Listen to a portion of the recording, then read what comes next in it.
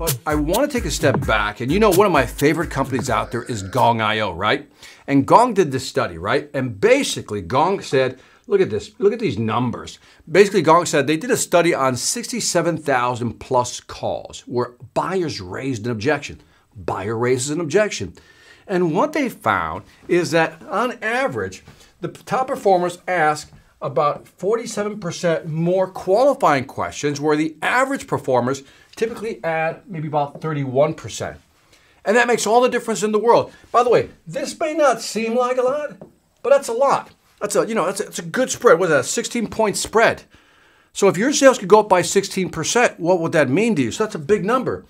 And so basically, I want to talk about what is a qualifying question. Because, we always hear, yeah, ask qualifying questions, but nobody actually highlights. What I'm going to do for you is I'm going to structure what a qualifying question is and give you an example. So let us begin. We come back here. And so a qualifying question has a certain sequence. So I came up with this sequence so you'll be able to kind of memorize it, but then structure your questions that way. Now, a qualifying question, anytime there's an objection, again, it's how you respond and then how you insert a qualifying question that will determine the flow of that conversation. So it's three parts. The first one is you're going to show empathy when the person raises an objection. Then you're going to ask a clarification question, just to clarify what's going on, just a clarification question, right? And then you have to give them a reason. Now I'm explaining the third part because the third part is important. It's really important.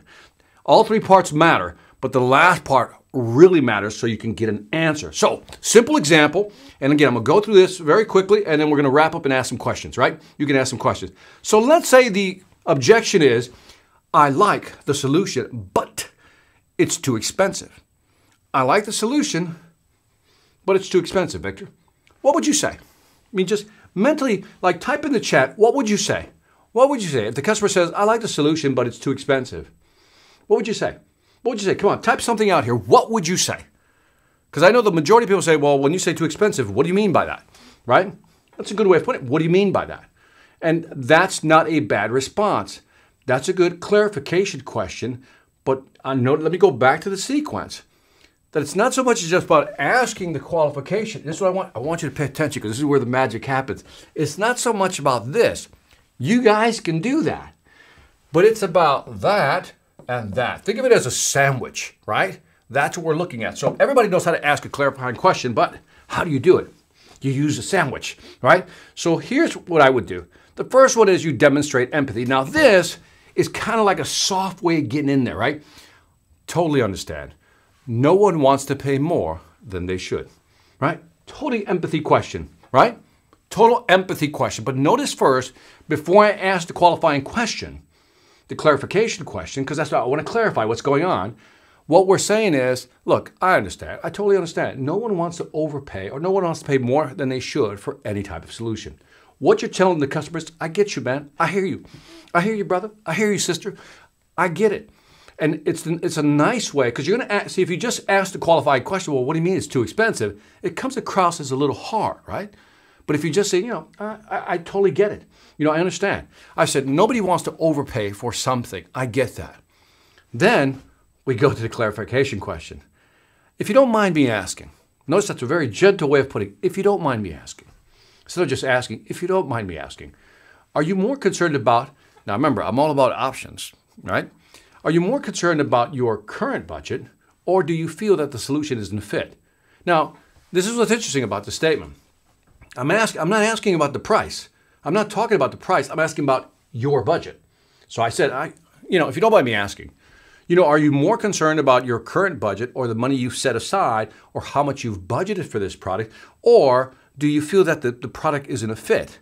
So now I'm asking is that your budget that you've allocated, or is it a solution fit? Now, at this point, they have to kind of make a decision, right? Now, here's what's interesting. When you ask a question like this, in many cases, the customer doesn't want to really give you the real answer, right? Doesn't want to give you a real answer, right? But what I'm doing right here is presenting an option. So let me back up. First one, I feel your pain. I totally understand. Nobody wants to overpay for a product. And again, Remember, think about what KD said. You practice this so it sounds natural. I don't care if you practice this for an hour. Get it down and then do it for every objection. Then you go to clarification. If you don't mind me asking, again, it's so gentle. If you don't mind me asking, do you mind if I just ask you a question? You know, again, very softly, right? Are you more concerned about your current budget, the money you've set aside, or is it that it's simply the solution isn't a fit for what you're looking for, right? Now the customer's what? Thinking, right? Now, if they're going to hesitate to give you an answer, then give them a reason. This is what I've learned about selling. This is how I learned about getting more information. When you give somebody a reason, they give you more information. It's the most fascinating thing. I can ask you, for example, how much money do you make as a sales manager, right? You're like, well, that's kind of personal, Victor. That's, imagine meeting somebody, right, at a networking event. And then you go, well, how much do you make as a sales manager? They was like, dude, I don't even know you. Why would I give you that information, right? I'm not going to give you that information. But what if I just change the pitch like this? I said, now you're a sales manager. And they're going to say, yes, right? They're going to say, yes. I said, can I ask you, again, if you don't mind me asking, how much does and just say average, the average sales manager make? And then you say something like this. The reason I'm asking is because my daughter is moving into a position like that, and it would be nice to know what that range is. Can you tell me? Can you share that with me? And what do you think they're more likely to do? Now, I've asked the same question. How much do you make? On average, how much do you make as a sales manager? That's one way.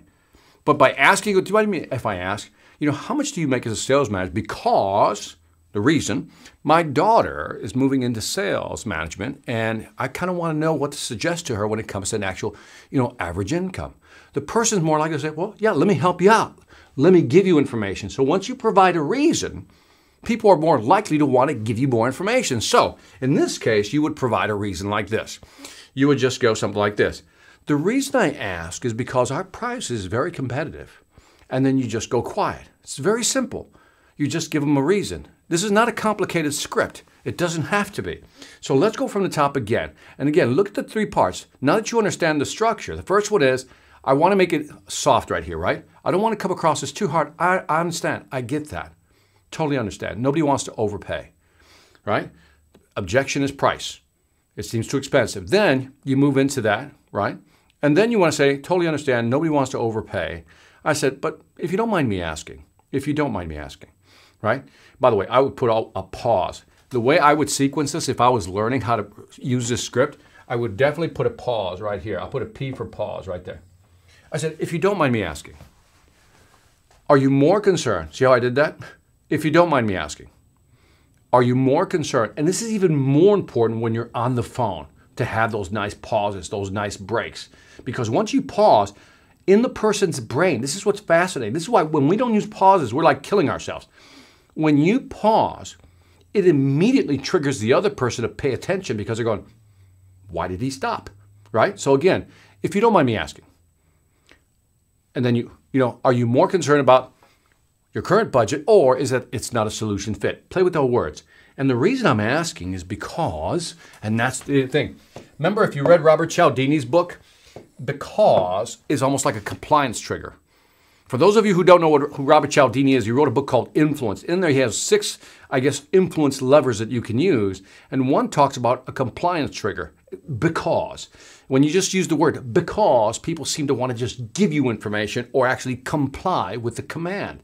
So this is all I wanted to talk to you about tonight, because we can make this complicated, but what if you just did this for every single objection you had? What if you were able to practice, again, this sequence, practice out, how do I create that empathy? I totally understand. Nobody wants to overpay. Take another objection. Now's not a good time. I totally understand.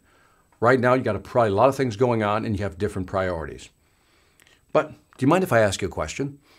And then you would ask the question, right? And the reason I'm asking is because. And you can use this sequence for every single objection. Again, a very simple strategy that you can apply. And again, I'll repeat it for the 3rd or 4th time already. Write them all out in this sandwich level. Like I said, everybody has this one right here, but you need to put the sympathy and give them a reason to give you the information. Create this little sandwich and watch how they'll give you more information.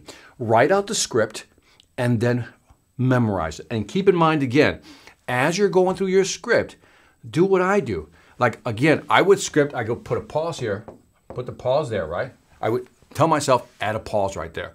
Are you more concerned about, and notice I input the emphasis on what? Your current budget, or, right? You can do that one, or, which you can't really see, but it's right there. Or do you feel this simply isn't a solution fit? Notice that the tone actually goes down. And so what I tell people is when I train them and I coach them is that how we say it, how, as far as velocity, tone, volume, where you drop, where you raise, depends. It'll build energy or actually make them think, pause, gives them time to go, what is he saying? What is he about to say? And so work out the script. And then lastly, again, price is competitive. You get the idea. That's what we're trying to find out. Is it really, the clarification question has to tie to the original objection. So if the objection is, I find the solution too expensive, then you're really trying, again, I empathize with you, but then I'm trying to find out, is that the real reason? See, that's the clarification question. Don't try to close them. That's a closing question. What I'm trying to find out is what's really holding you back. That's the importance of the clarification question. So keep that in mind. I like the question. I get where you're going with the what's the worst that can happen. I personally would never use that line. That would just be me. If you're going to use that line in another type of close, then the way I would use it is, I said, remember, you got to highlight for the customer what they're losing by not using their solution. And you got to quantify it for them because sometimes they don't know how much they're losing. So keep that in mind, that if I'm talking to a customer and I want to use that type of question marks, that would say, I said, let's walk through some numbers. Look, I've talked to a lot of customers who've told me our solution is expensive, and I get that. And now you can go into another type of approach where you go, let me walk you through some numbers, some savings on and let me show you how much it's actually costing you by not implementing our solution. And then you can use the reason here. And the reason I want to show you this is because a lot of customers don't understand the real cost of not implementing our solution. Do you mind if I walk you through the numbers? See how that's just more friendly when you do it that way, Moise. Let me know what you think of that answer, man. Yeah. What's holding them back? Again, we can try to sell them and try to overcome their objection. That's what we're often taught. But think about the Gong.io data. Off of 67,000 calls, what they found is that salespeople who asked clarification questions to pull more information as to why they're holding them back, making a buying decision, those are the people who actually succeed. The average performers are not asking clarifying questions. So again, three-part structure. First is empathy. Empathize. I get it. I understand. Find your phrasing. Second piece is where you ask your clarifying question. And a clarifying question is almost like a Sherlock Holmes. You're trying to dig through, trying to figure out what's the real reason that's holding you back. Third part, and the reason I'm asking for is because A, B, C, D, right? That's what you want. So think of the structure. Watch this video again. By the way, if you really like this content, make sure you hit the subscribe, hit the like and the share. At least share it with one other person.